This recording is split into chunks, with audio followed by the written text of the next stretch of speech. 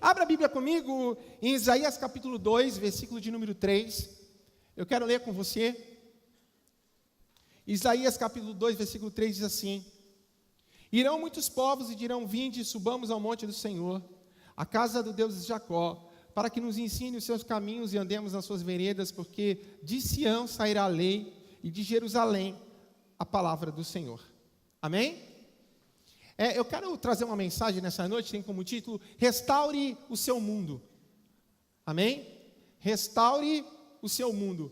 Quando a gente vê em Isaías aqui, Isaías está falando de povos, de nações, que talvez viveram coisas, chegaram num determinado momento, que entenderam que a fonte de vida, ela flui de Deus. Aqui está falando de povos que foram e eles iriam dizer: vamos subir ao monte do Senhor, vamos até a casa de Deus, para que Ele possa nos ensinar os caminhos. Então, está falando de povos, pessoas que reconhecem que de Deus sai um caminho de vida. E eu estava pensando um pouco sobre esse versículo, e eu estava pensando como nós temos vivido um tempo em que as pessoas têm vivido uma vida onde o caos tem tomado conta. Muitas pessoas estão aqui, sua vida emocional não está bem. Muitas pessoas estão aqui, seu casamento não está bem. Muitas pessoas estão aqui e a sua vida espiritual não está bem. E nós precisamos chegar a um determinado momento da nossa vida e reconhecer que o único caminho, a única verdade, a única fonte verdadeira de vida está em Jesus. E aqui está falando de um povo que reconhecia, então ele ia buscar aonde? Na fonte, buscar em Deus os caminhos do Senhor, as veredas do Senhor, porque talvez eram povos que já haviam andado pelos seus caminhos, pelas suas veredas, suas escolhas, e viram que as suas escolhas não haviam sido as melhores. Nós somos o resultado daquilo que nós escolhemos ontem, das nossas escolhas de ontem. Você é o resultado das escolhas que você fez ontem. E muitas vezes a Bíblia diz isso: do que reclamam os homens, a não ser dos seus próprios pecados. Por causa dos nossos erros, por causa das nossas falhas, nós estamos sofrendo. A nossa família sofre, o nosso casamento sofre, a nossa igreja sofre, o mundo sofre por causa das nossas falhas e dos nossos erros.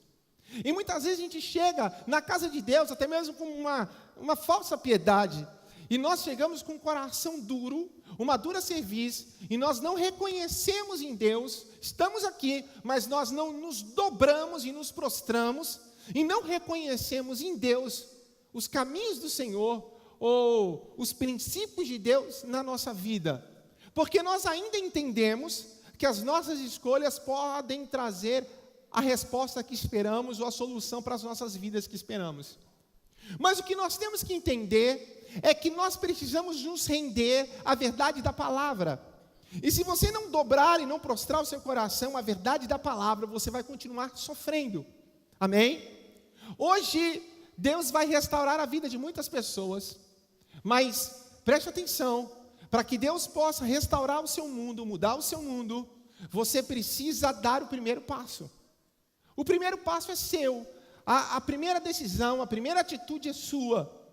Amém? E Deus vai fazer aquilo que você não pode fazer. E muitas vezes a gente se engana, porque nós colocamos as nossas expectativas em pessoas. Você quer ver alguém que sofre de solidão, ele fala: se eu arrumar alguém para casar comigo, para me namorar, eu vou me sentir bem. E de repente ela coloca todas as expectativas. Quantas pessoas casaram, namoraram nessa intenção? Não é assim?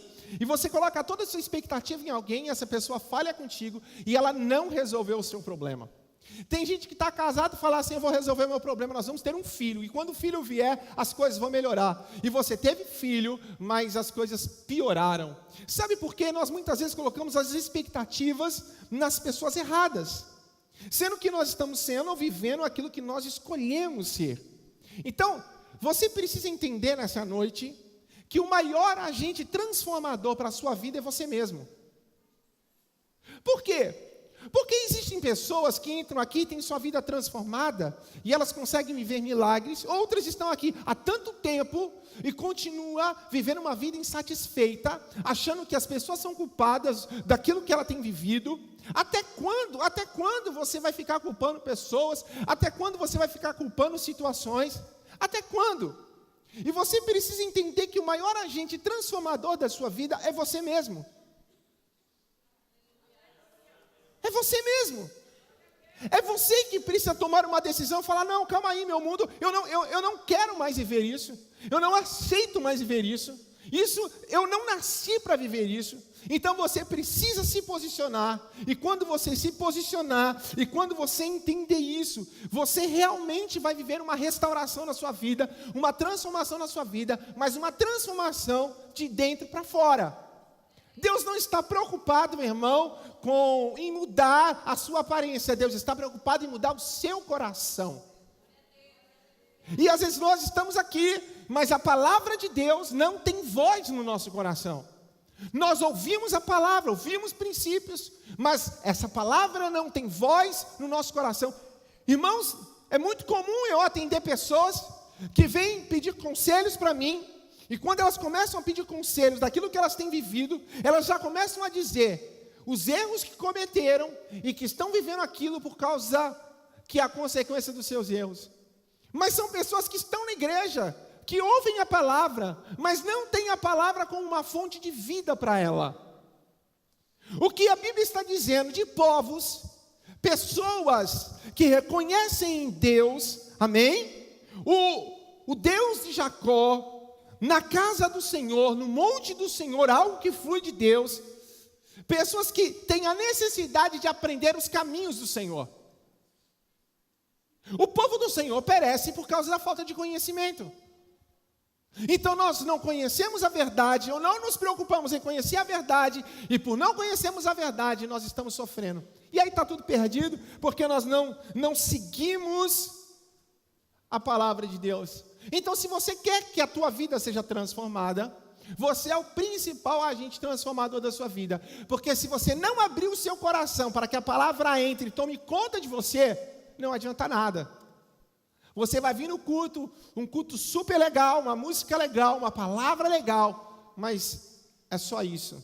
Deus tem muito mais para você do que isso. Restaure o seu mundo hoje. Amém? Decida daqui, saia daqui decidido a restaurar a sua casa, restaurar a sua família. Mas como é que nós podemos fazer isso? Através de um novo olhar. Nós precisamos olhar para as coisas de uma forma diferente. Entenda, nós somos feridos todos os dias. Quem aqui já foi ferido alguma vez na vida pelo pai, pela mãe, pelo namorado, namorada, amigo? Alguém já foi traído aqui? Não, graças a Deus, ninguém nunca sofreu aqui. Ninguém nunca passou por luta aqui. Algo que atingiu o seu coração, que feriu o teu coração, e você falou, acabou o prazer de servir a Deus, eu já não tenho mais nada, e aí eu vejo pessoas que muitas vezes justificam aquilo que têm vivido, culpando pessoas, eu falei isso, que simplesmente começa a culpar pessoas, a pessoa sai da igreja, culpa o pastor que não foi visitá-la, ele acaba o casamento e culpa a esposa que não ajudava ele, ou a esposa culpa o marido. Nós sempre temos culpados, sim ou não? Sempre arrumamos justificativas para poder dizer aquilo que nós temos vivido, ou algo assim. Mas deixa eu falar uma coisa para você entender. Nós temos que aprender, existe uma palavra, está na moda, ressignificar. O que é isso? Eu pego algo que me machucou, algo que me feriu, e eu tenho que dar um novo significado àquilo. E eu posso usar aquilo para que aquilo me faça crescer. Amém? Então eu errei. Quantas pessoas já erraram aqui? Então o inteligente aqui aprende com os seus próprios erros, né? O sábio é que aprende com o erro dos outros. O tolo nunca aprende. Olha aqui, querido. Eu preciso passar por problemas, e muitas vezes nós erramos, mas eu posso pegar aquilo e transformar em algo bom na minha vida. Eu sempre costumo dizer para as pessoas, a gente sempre vai errar. E não é uma nem duas, nós vamos errar na nossa vida sempre. Mas o erro é válido quando? Quando nos ensina a não errar mais. Se você errar, se arrepender, falar, rapaz, isso me fez mal. Então, se ele te ensinar a não errar mais, poxa, ele até foi válido, querido. Agora tem gente que continua errando sempre, amém? Ah, mas eu fui traído, que bênção, foi traído. Olhe para a traição e fala, olha, onde é que eu falhei? Onde é que eu errei? O que eu deixei de cuidar? Será que eu deixei de suprir o que eu deveria suprir? Será que eu escolhi a pessoa errada para namorar? E eu preciso escolher uma pessoa melhor? Uma pessoa temente a Deus, um servo de Deus, uma serva de Deus?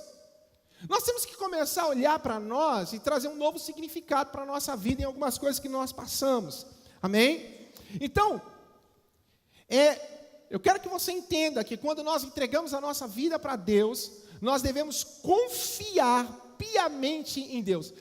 Então você vai lá para a Bíblia, em Hebreus, capítulo 11, versículo 8, diz assim: pela fé, Abraão, sendo chamado, obedeceu, indo para o lugar que havia de receber por herança, e saiu sem saber para onde, amém?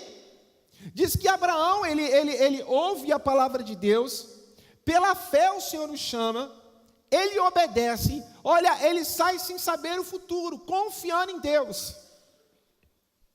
Ele simplesmente pega a sua esposa e fala, vamos, para onde? Não sei, para uma terra, aonde? Que Deus vai mostrar. Abraão, ele consegue se entregar totalmente a uma vontade perfeita de Deus. Através da fé, Abraão vai para o deserto e consegue enxergar a promessa de Deus. Engraçado, o que falta em nós muitas vezes é confiar a nossa vida plenamente em Deus. Por que nós escolhemos os nossos caminhos e não os caminhos de Deus? Por que nós tentamos ajudar a Deus na nossa vida tantas vezes? Por quê? Porque na verdade nós não conhecemos Deus e nós não confiamos plenamente em Deus para poder entregar o nosso tudo a Ele. Então o que Deus espera? Deus espera que você entregue toda a sua vida piamente a Ele, você confie nele, confie na sua palavra, porque se você confiar na palavra de Deus, você não vai negociar princípios na sua vida. E Abraão, pela fé, ele faz isso, por isso a Bíblia diz que sem fé é impossível agradar a Deus. E muitas vezes a gente vem para a casa de Deus, senta nessa cadeira santa, mas nós não confiamos e não temos fé em Deus. Não adianta, irmão, você ter uma grande fé, se você não coloca a tua fé em prática. Eu estava dizendo que uma vez que quando Jesus chama Pedro para andar sobre as águas, ele começa a andar, e ele começa a afundar, diz que Jesus o tira, estende a sua mão e tira ele de lá, e fala, homem de pequena fé. E aí, tem até uma piada de quando eu era pequeno, o pessoal fala assim, quem é o discípulo que Jesus chamou de bully?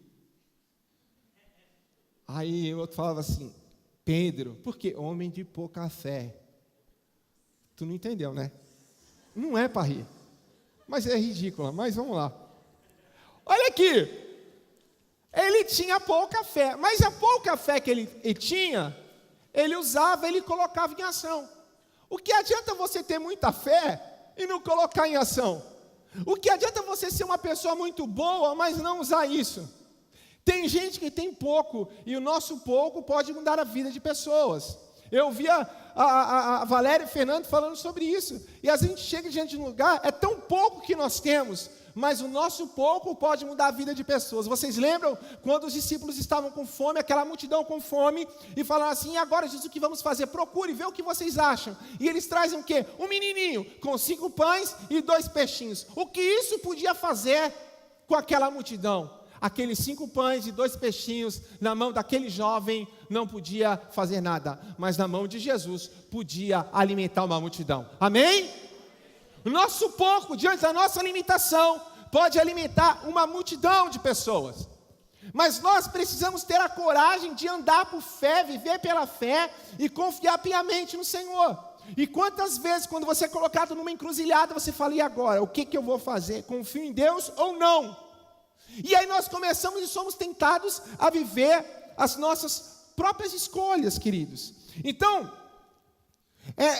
nós somos e nós vamos nos tornar aquilo que nós enxergamos. Como você se vê? Como eu me vejo? É aquilo que eu sou. Amém? Então assim, preste atenção. Nós somos filhos de Deus. Uma coisa é o que as pessoas dizem para nós que somos, e outra coisa é o que Deus diz que somos. E quando nós estamos em Deus, que é a luz, Ele traz à luz o nosso propósito. Então eu descubro quem eu sou. Como é que eu descubro quem eu sou? Em Deus. E Deus me diz que eu sou filho. Filho amado. E Ele me ama. Amém? Você entendeu isso? Então quando nós estamos em Deus, o nosso propósito é revelado. Nós somos aquilo que nós enxergamos, nós vamos alcançar aquilo que nós vemos.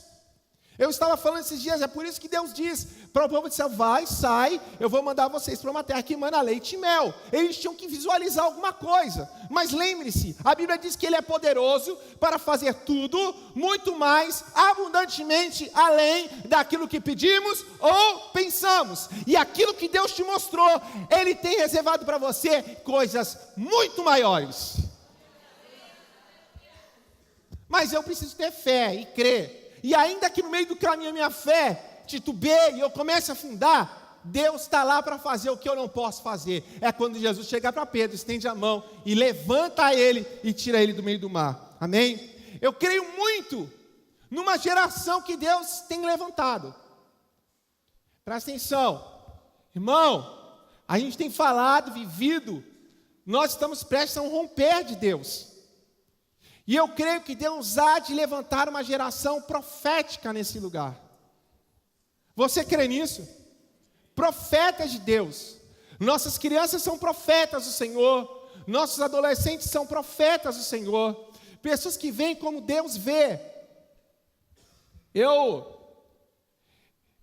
Valéria estava falando da África. Eu lembro quando eu cheguei na Índia, eu vi a miséria da Índia.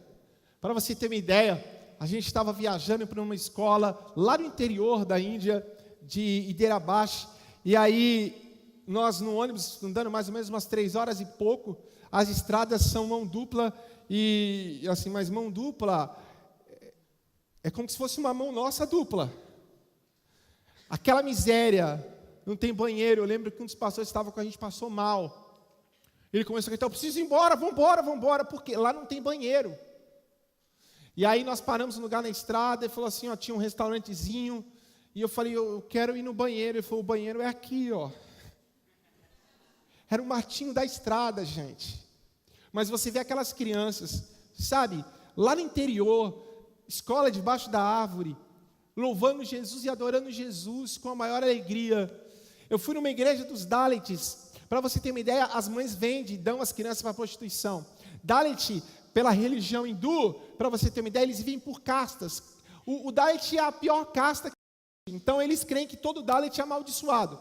Ele nasce amaldiçoado porque em alguma vez, em outra reencarnação, ele não foi uma boa pessoa. Então ele, na religião, ele nasce e ele fica debaixo dos pés de Brahma. É muito difícil a gente entender isso. Mas o Dalit, para você ter uma ideia, ele não tem nem o direito de ir no templo. Eles moram em valas, em lixos, em lixões, em favelas onde não tem saneamento básico, não tem nada, um lugar sujo demais. E eu fui numa igreja de Dalits.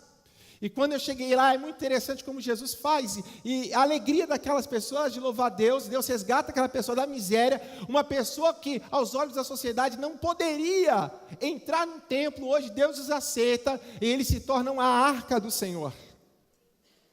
Aqueles que carregam a presença de Deus. E eu estava vendo, e dá essa sensação: a gente tem tudo. Nós temos tudo para servir a Deus. E às vezes nós não fazemos nada. E às vezes tem pessoas que têm tão pouco e fazem tudo para Deus.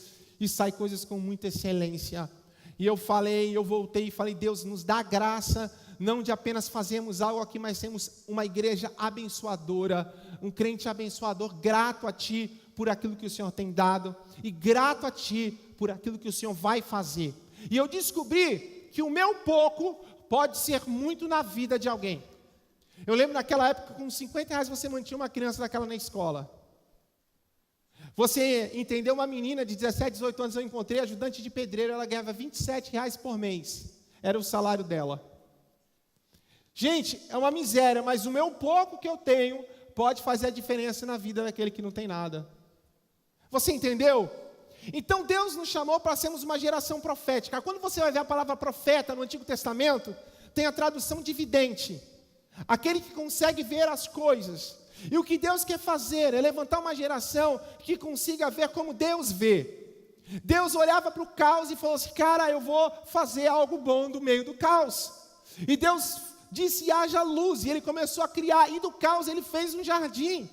Nós precisamos ver como Deus vê. Você tem que olhar para o teu marido: ah, mas meu marido está endemoniado, meu marido pastor é alcoólatra. Olhe para ele e veja um jardim que Deus está criando.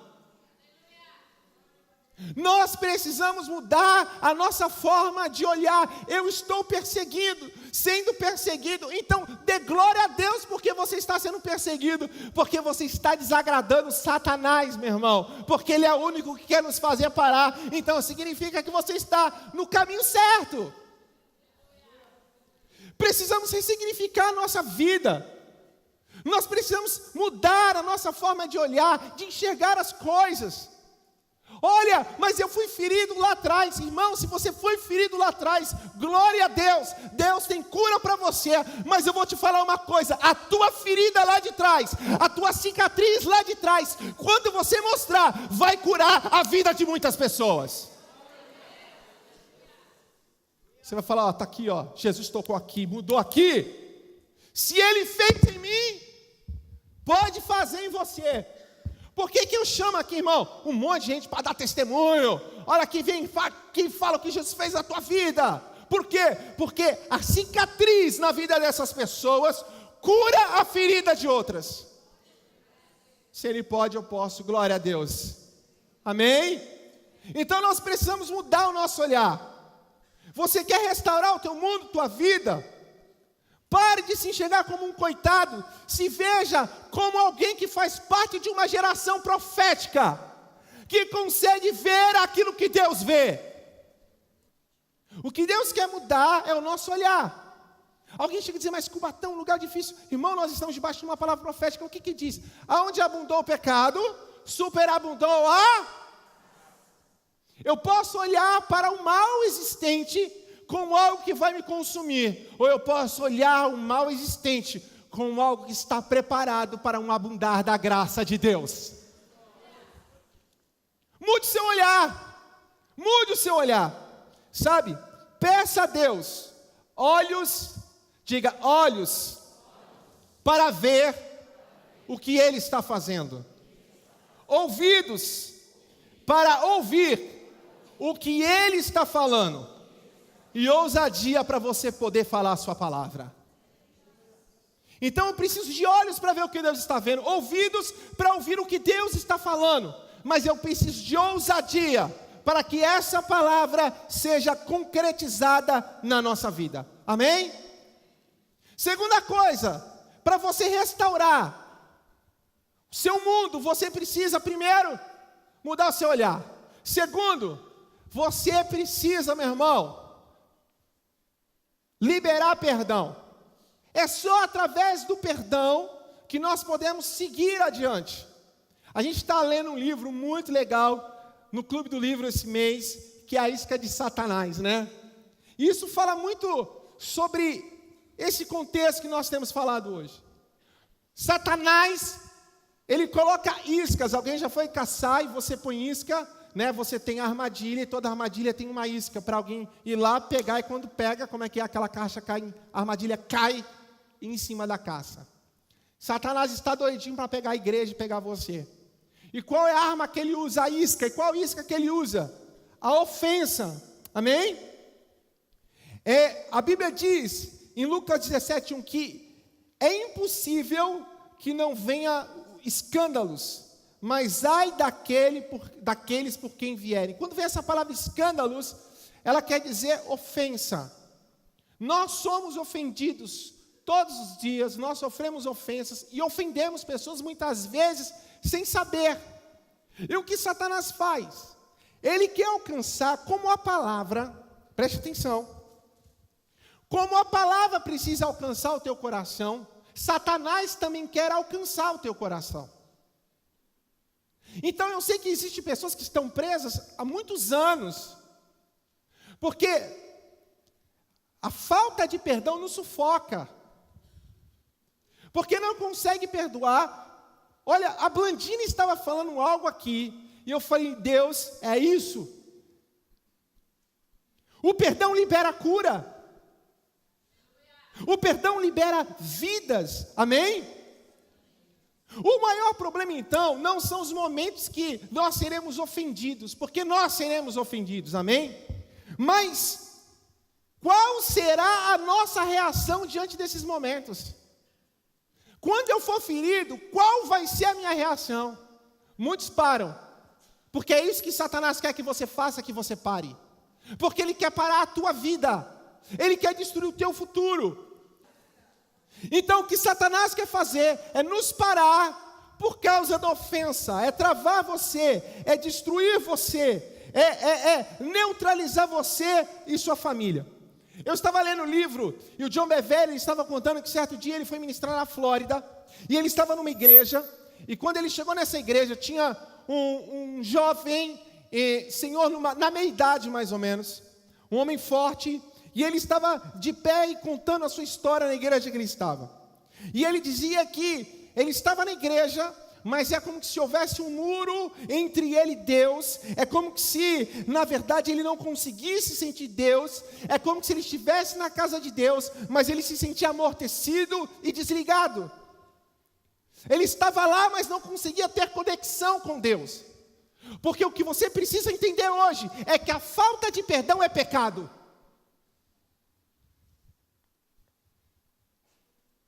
A falta de perdão é pecado. E esse homem estava amortecido. Assim muitas pessoas estão na casa de Deus, amortecidas, já não sente mais a presença de Deus. É como se estivesse desligado de Deus, porque em algum momento, alguma palavra, alguma atitude de alguém nos alcançou, feriu o nosso coração e nós nos fechamos. Por que a Bíblia diz que um afia o outro? Alguém já afiou faca ou tesoura aqui? Como é que se afia uma faca? Você pega a lâmina, você começa a ferir a lâmina e desgastar ela para que ela possa ficar mais afiada. Não é assim? A Bíblia está dizendo que aqui nós nos ferimos. Mas quando você fala em afiar, Deus está dizendo assim, olha, você vai ser ferido, mas essa ferida vai trazer aperfeiçoamento para a sua vida. Vai adestrar você para aquilo que Ele tem com você. Então nós seremos feridos, o problema é o que fazemos com isso, amém? E então ele dizia que ele se sentia desligado de Deus, e ele havia sido abandonado aos 6 meses de idade, e ele não perdoava a sua mãe, porque a sua mãe o havia abandonado, até um dia que ele entendeu isso, e ele procurou a sua mãe, e ele achou e pediu perdão a ela, e ela dizia que quando ela fez aquilo, ela se arrependeu, e ela não conseguia encontrá-lo, e eles se acertaram, e ele falou, foi como que um peso saísse de mim, e ele dizia que a partir daquele momento, ele conseguia ter um relacionamento com Deus. Às vezes nós estamos aqui, ouvimos a palavra, mas nós não nos rendemos ao caminho que Deus propôs para nós, porque a única coisa, e a maior arma que nos impede de darmos o perdão é o orgulho. Nós somos muitas vezes orgulhosos demais, queridos, orgulhosos demais. Ele diz algo muito legal, que os discípulos viram muitos milagres, mas a maior dificuldade foi quando Jesus trata sobre perdão. E ele diz assim, se alguém pecar contra ti 7 vezes no dia, e 7 vezes no dia ter contigo dizendo arrependo-me, perdoa-lhe. Disseram então os apóstolos ao Senhor, Deus, imagina Jesus falando assim, ó, é o seguinte, quando alguém pecar contra você, e ainda que seja 7 vezes no dia, ele voltar e te pedir perdão, se arrepender, perdoa ele. Aí eu fico pensando nos discípulos assim, Deus, Jesus, rapaz, então nos acrescenta a fé para isso, porque nossa fé é pouca. Eles viram milagres acontecer, morto ressuscitar, mas não tinham a fé suficiente para confiar o seu coração em Deus, para que Deus pudesse curar o seu coração. Deus não quer uma igreja doente, Deus quer uma igreja sarada e livre para viver o melhor que Ele tem para você. Pessoas que o seu lar é pesado, por quê? Porque não consegue perdoar. O orgulho nos impede de lidar com a ofensa. O orgulho endurece o nosso coração, já viu? Alguém briga um com o outro, aí fala assim, Pede perdão. Me perdoa. Tá bom, te perdoo. Eu e a Tati, a gente brigava e a mãe falava, pede perdão. Eu, perdão. Senão ia apanhar, né? Ela, tá bom. Orgulho. Mano, é orgulho, é irmão. Irmão, não tem... Quem é casado aqui? Levanta a mão os casados. Irmão, se tu tiver orgulho no casamento, tá lascado. Eu não tenho orgulho nenhum. Nenhum. Aliás, eu não tenho nem razão.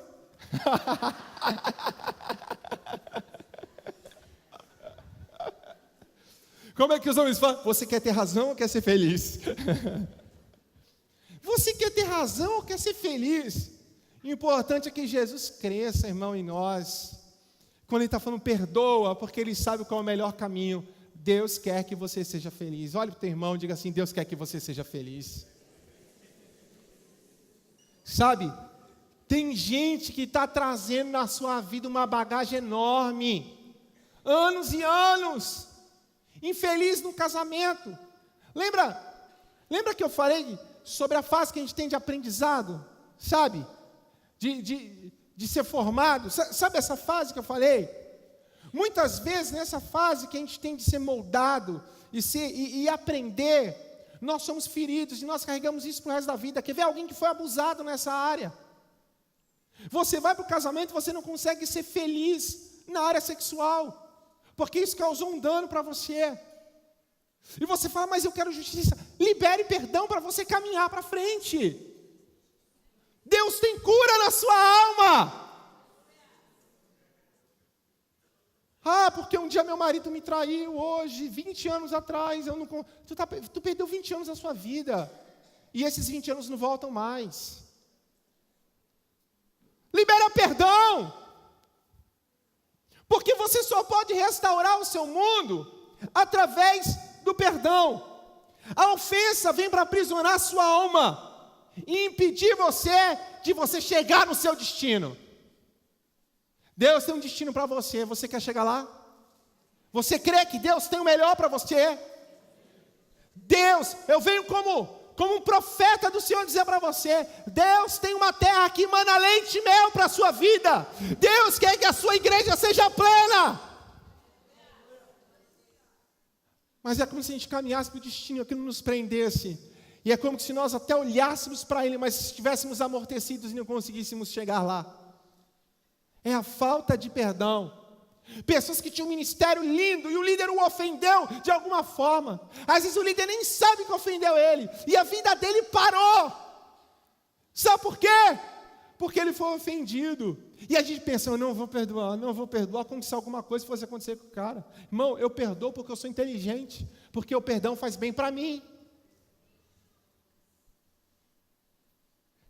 Se alguém errar, vai dar conta para Deus, irmão. Libere perdão. Amém? Jesus está na cruz, vocês lembram? Lá na cruz, rapaz, Jesus curou gente, Jesus ressuscitou morto. Jesus pegou os que não eram ninguém, tornou alguém. E agora todo mundo abandona Jesus na cruz. E quando Jesus está na cruz, aquela galera dos soldados ali ainda tirando uma onda de Jesus. E aí, tu não é o filho de Deus? Faz o seguinte, manda um anjo vir aí, tirar você da cruz. Irmão, se eu sou Jesus, eu ia olhar com meu olhar fulminante, olhos de fogo e fazer... Meio Avenger, né? Fulminar todo mundo. Aí Jesus dá uma lição linda. Sabe por quê? Porque a cruz não era o fim. Deixa eu falar uma coisa, me crucificaram. Tiraram a minha esperança. Deixa eu falar uma coisa, a cruz não é o seu fim. Depois da cruz vem a ressurreição. Sabe o que a Bíblia diz? Jesus está lá, irmão. Ele olha para aqueles homens. Ele entende que eles eram uns coitados. Eles não conheciam, na verdade, a luz não havia vindo sobre eles. Eles estavam perdidos nos seus pecados e ofensas. Jesus olha para eles, olha para o Pai e diz: Pai, perdoa-os, porque eles não sabem o que fazem. Vou falar uma coisa, eu sou pai. Mexe com todo mundo, mas não mexe com meu filho.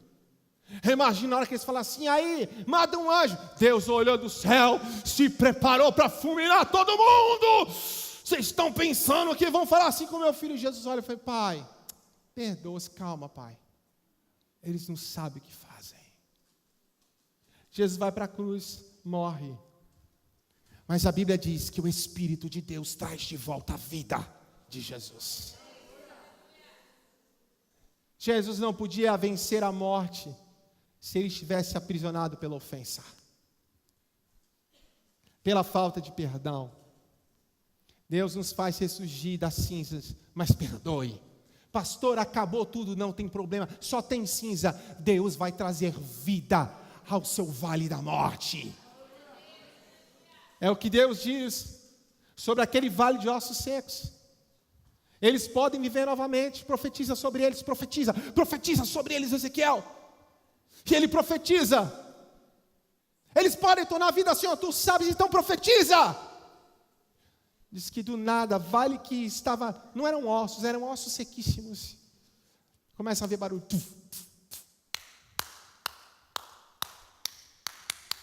Começa a vir. Os ossos se juntam. Deus vai começar a juntar ossos aqui nessa noite. Até que Ele sopra o Espírito de vida. Mas pastor, como eu posso restaurar o meu mundo? Através do perdão. Mas eu vou falar uma coisa para você, irmão. Não adianta você mudar o teu olhar. Não adianta você perdoar. Se você esquecer do principal. Lembra Ezequiel? Ezequiel vem, os ossos, cria-se carne, e Deus pergunta, o que você está vendo? Ainda está morto. Irmão, Deus começa um processo, mas ainda muitas vezes falta o principal, a vida abundante. Você entendeu? Eu me senti vivo. As coisas até estão mudando, mas eu ainda não me sinto vivo. Tem pessoas que estão aqui, Deus está agindo na vida, mas ainda não se sentem vivos, amém? Porque a vida vem de dentro. Então Deus fala, Ezequiel, profetiza, vento que vem dos quatro cantos. Você quer ter o seu mundo restaurado, você vai restaurar ele através do Espírito de Deus. Quando ele sopra o vento, o Espírito de vida. Nós precisamos do Espírito Santo. Jesus falou, eu não vou deixar vocês só, eu vou enviar um outro Consolador. Então o Espírito Santo de Deus, ele é essencial para a nossa vida, amém? Você vai em Salmos 10.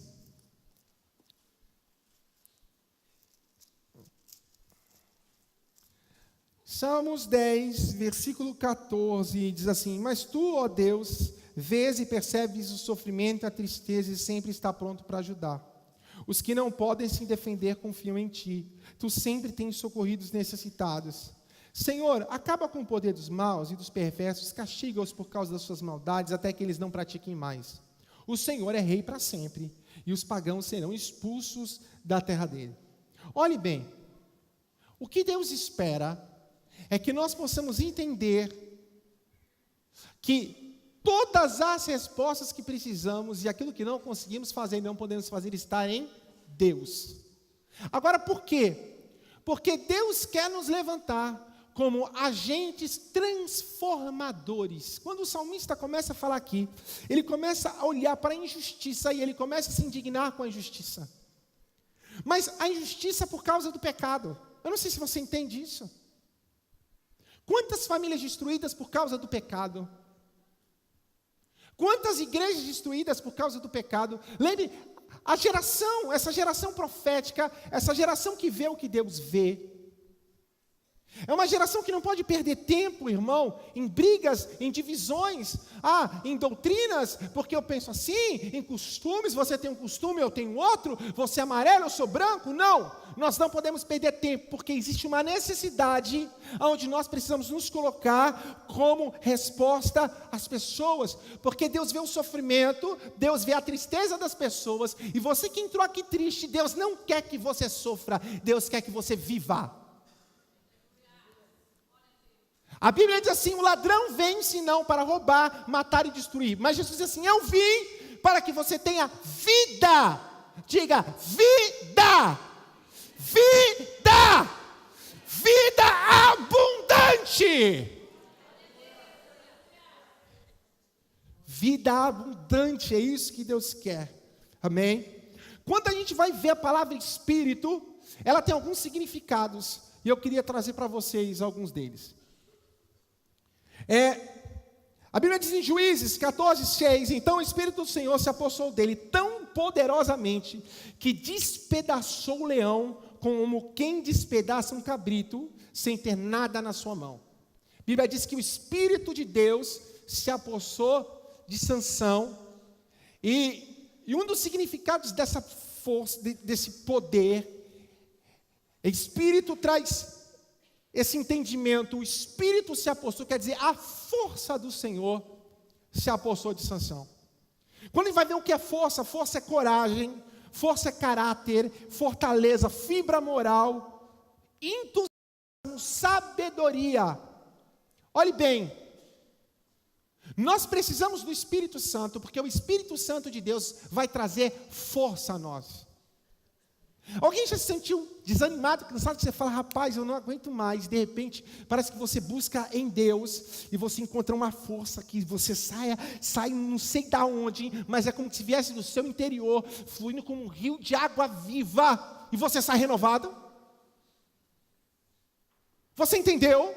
Porque nós não podemos viver sem o Espírito Santo, porque o Espírito Santo é a força de Deus, é o poder de Deus sobre nós, que vai nos dar coragem para vencer as adversidades, entusiasmo para que eu creia que Deus está comigo, e eu vou me levantar todos os dias, sabendo que vai ter lutas e guerras, mas em todas essas coisas, eu sou mais do que vencedor. Você precisa do Espírito Santo, porque o Espírito Santo traz força. O Espírito Santo vai trazer sabedoria para você, amém? Ele traz sabedoria e fortaleza moral. Isaías 11:2. E repousará sobre ele o Espírito do Senhor, o Espírito de sabedoria e de entendimento, o Espírito de conselho, de fortaleza, o Espírito de conhecimento e de temor. Olhe bem, o Espírito Santo, ele traz sabedoria e entendimento. Algumas situações que você fala: e agora como eu faço? Você para, respira e fala: Deus, e de repente Deus começa a te dar entendimento no mundo espiritual daquilo que está acontecendo. Porque nós precisamos nos manifestar como uma geração profética, porque nós precisamos ver como Deus vê, nós precisamos entender que quando você vê algo, você fala: calma, não é isso, é Satanás trabalhando. Você precisa ter entendimento, e você só pode fazer isso através do Espírito Santo de Deus. Deus quer uma geração que ande na frente daquilo que tem acontecido, que ande na frente dos acontecimentos, que consiga ver as coisas antes que aconteçam. O que Jesus faz? Ele está no batismo, os céus se abrem e ouve-se uma voz: esse é o meu filho amado, em quem eu tenho prazer. E aquela pomba, que significa o Espírito Santo de Deus, pousa sobre Jesus. É o Espírito de sabedoria, de entendimento, de conselho, de fortaleza, para que em meio às adversidades não sejam abalados. Tem pessoas que são cheias de altos e baixos, nunca param, elas não têm uma vida constante. Sabe por quê? Porque falta o Espírito Santo na sua vida. E Deus não quer habitar em templos. Deus quer que você seja a arca, o carregador da sua presença. A igreja não pode abrir mão do Espírito Santo. Aleluia. Porque Deus não nos deu um espírito de medo, mas de fortaleza. Amém? Fortaleza, amor e equilíbrio. Uma igreja equilibrada, filhos equilibrados, moderados, não desesperados. E agora? Deus está no controle, glória a Deus. Êxodo 31:3. Eis que tenho chamado por nome Bezaleal, filho de Uri, filho de Ur, da tribo de Judá, e eu enchi do Espírito Santo de Deus, de sabedoria, de entendimento e de ciência em todo louvor. Olhe bem, aqui está falando sobre capacidade e habilidade.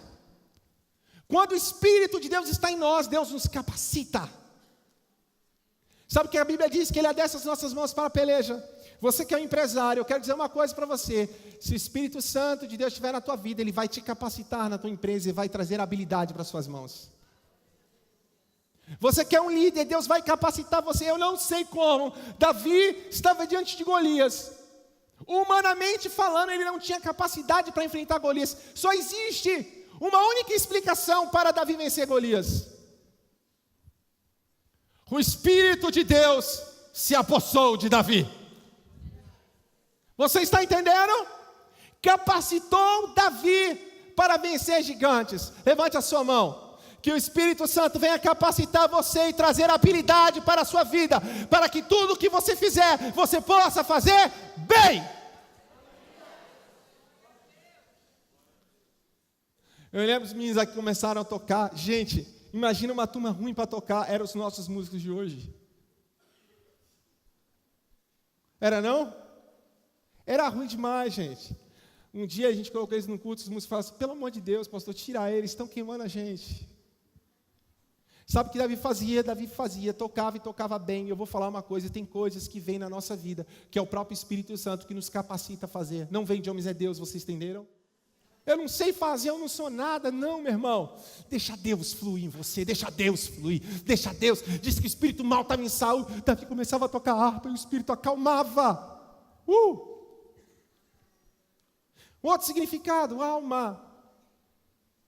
Deus tiraria o coração de pedra e colocaria um coração com o espírito dele, de carne. Olhe bem. Deus quer alcançar a sua alma. O Espírito Santo alcança o nosso interior, aquilo que as pessoas não veem. Sabe? Ele quer alcançar o seu coração. Mas eu quero terminar aqui. Um outro significado é sensação, humor e atmosfera. Preste atenção, a gente não está falando do Espírito Santo, do falar em línguas. O falar em línguas é um sinal do batismo com o Espírito Santo. Falar em línguas, meu irmão, é o selo.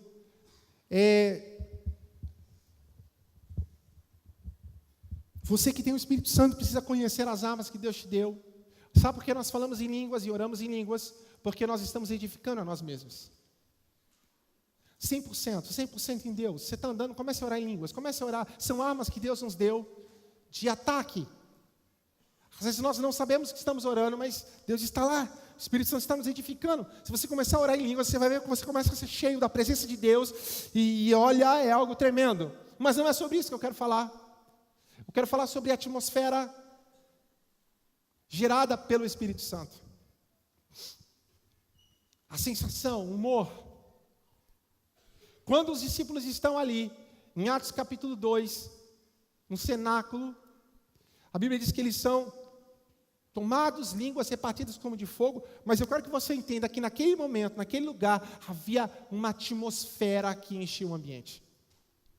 Nós estávamos cantando aqui, eu não sei se você sentiu isso, havia uma atmosfera na igreja, amém? Você entende isso? Sabe o que é isso? Isso é o Espírito de Deus.